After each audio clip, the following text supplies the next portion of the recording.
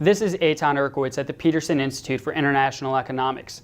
British Prime Minister Theresa May announced that she's going to be holding snap elections in early June before the Brexit negotiations start. Joining me is Jacob Kirkegaard to discuss this. Thank you for joining me, Jacob. My pleasure. So why did Theresa May decide to hold these snap elections? I think it's a combination of several things. I mean, fundamentally, the political temptation to do so just probably got too big. I mean, if you look at the latest opinion polls from the UK, the Conservatives are now 20 points ahead of the Labour Party, which is obviously suffering under, Jeremy Corbyn's, shall we say, erratic leadership. So she has a chance to, if you believe the polls, to get really a crushing majority.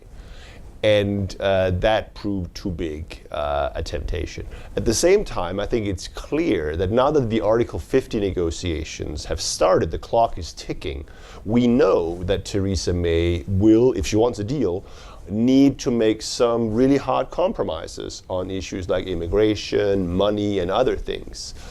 And that would likely upset part of her own party. And they may even vote against her.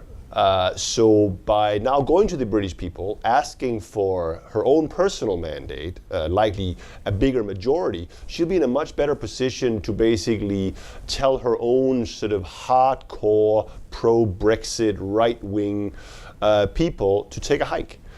So it greatly, potentially at least, strengthens her ability to implement the kind of Brexit that she wants. So how will this actually, if she wins, how would this actually affect the Brexit negotiations going forward?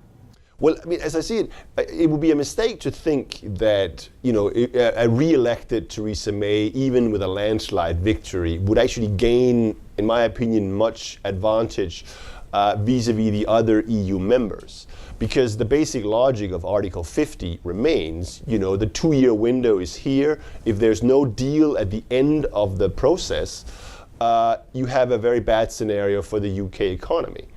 But what it does is that it greatly strengthens Theresa May domestically and particularly in her own party. Because it basically means that she's likely to be able to push through the likely required tough compromises relatively to sort of an ultra-hard Brexit that some in her party wants.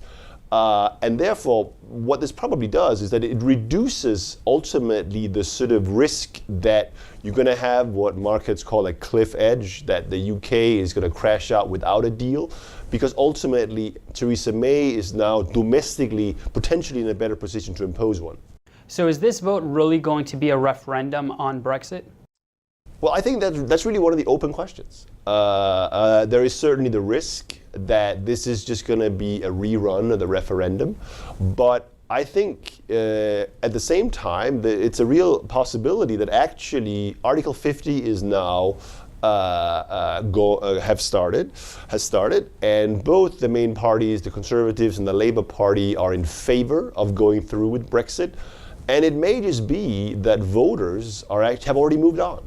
That basically, rather than relitigate the whole Brexit, remain, leave thing, they want to talk about the sort of traditional bread and butter local political issues, how is healthcare, income inequality, the dominance of London, and other sort of retail political issues. So that Brexit in the campaign, ironically, because this is very important for the way Brexit unfolds, may not be as decisive as many think.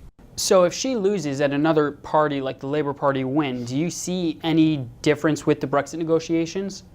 Well, I think if she loses and the UK needs to have either another prime minister or perhaps more likely that she needs to enter into negotiations with another party to have a coalition government, this will certainly greatly offset the timetable for any Brexit.